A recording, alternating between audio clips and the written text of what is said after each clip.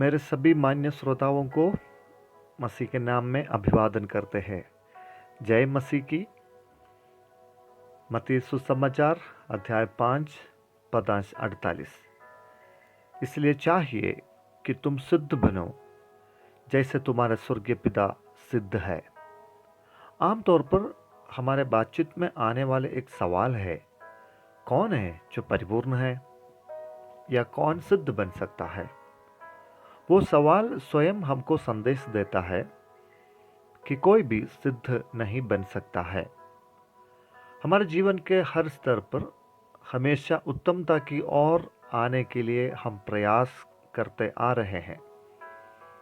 अपने रहन सहन में, लेन देन में, खान पान में, रिश्तों में और आत्मिकता में भी हमारे प्रयास यह रहता है कि हमको आगे बढ़ना है। अपने सामाजिक और व्यवहारिक रूप में उत्तम होने के लिए प्रयास करते हैं, तो हम आत्मिक जीवन में सिद्ध बनते जाने के लिए कितना प्रयास करने की ज़रूरत है। हमारी आत्मिकता को जीवित रखना अवश्य है, क्योंकि यह अनंत जीवन के लक्ष्य की ओर बढ़ने वाली सफ़र है। इस सफ़र में बहुत सतर्क रहते हुए अपने जीवन को बदलाव की ओर ले जाना अनिवार्य होता है। अपने पीछे हो लेने के लिए जीवन में निर्णय लिए हुए एक झुंड को यीशु मसीह उपदेश देते समय यह वचन एक आज्ञा के रूप में उनको दिया। वो वचन यह था कि जैसे तुम्हारा स्वर्गीय पिता सिद्ध है, वैसे तुम भी सिद्ध बनो। मूल भाषा में इस शब्द के लिए टीलियोस शब्द इस्तेमाल किया है।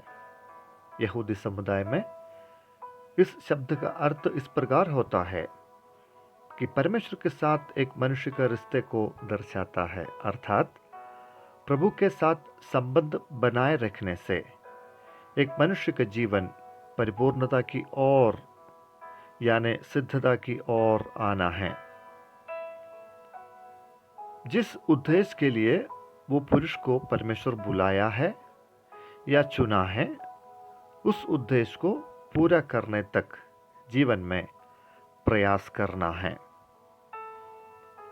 मसीह को अपनाने के बाद जीवन कैसे होना है और कैसे नहीं होना है, इस विषय के बारे में यीशु मसीह व्यवहारिक तौर पर गहरे उपदेश उनके चेलों को और उनके दलों को दे रहा है।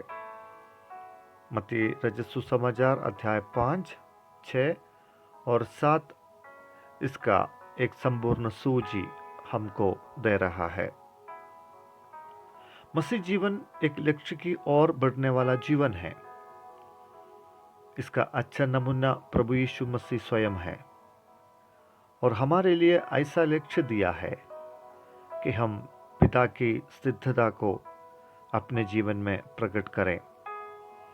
उत्पत्ति के पुस्तक 17 अध्याय 1 आयत में यहोवा परमेश्वर अब्राहम से कहा कि तुम मेरी उपस्थिति में चल और सिद्ध होता जा। पुराने नियम में भी प्रभु की आशा अपने लोगों के प्रति यह थी कि हम सिद्ध बनता जाएं। जीवन में परमेश्वर का बुलावा समझकर उस पहचान में जीने वाला एक गुणवत्ता के जीवन यहाँ बता रहा है। कोलोसियों का पुस्तक 1 अध्याय 28 पद में संत पौलुस भी इस बात का जिक्र करता है कि प्रचार के द्वारा, उपदेश के द्वारा हर मनुष्य को चेतावनी देते हैं और ज्ञान से सिखाते हैं कि एक व्यक्ति को मसीह में सिद्ध करके उपस्थित करे। ऐसा एक जीवन जिसमें किसी भी प्रकार की कमी घटी ना हो, पिता के स्वभाव को, उसके चरित्र को और पिता के सामर्थ्य को जीवन में प्रकट करने वाला एक जीवन है। प्रार्थना करें। सामर्थ्य अनुग्रहकारी पिता, आपके पुत्र यीशु मसीह के लिए धन्यवाद, पवित्र वचन के लिए धन्यवाद, हमें सच्चाई में ले जाने वाले पवित्र आत्मा के लिए धन्यवाद। प्रभु मसीह जीवन में सिद्धता की ओर हमें ले आने के लिए हम आपसे प्रार्थना करते हैं। हमारा जीवन आपसे जुड़े रहें, आपसे सीखें और आपके समानता में हम बढ़ने पाएं। इस वचन सुनने वाले प्रत्येक के जीवन में आशीष करें। प्रभु इस वचन के आधार पर एक संपूर्णता के जीवन जीने का इच्छा हमारे अंदर उत्पन्न करने के लिए प्रार्थना करते हैं। सभी आशीषों के लिए धन्यवाद। मसीह यीशु के नाम से दुआ मांगते हैं, आमीन।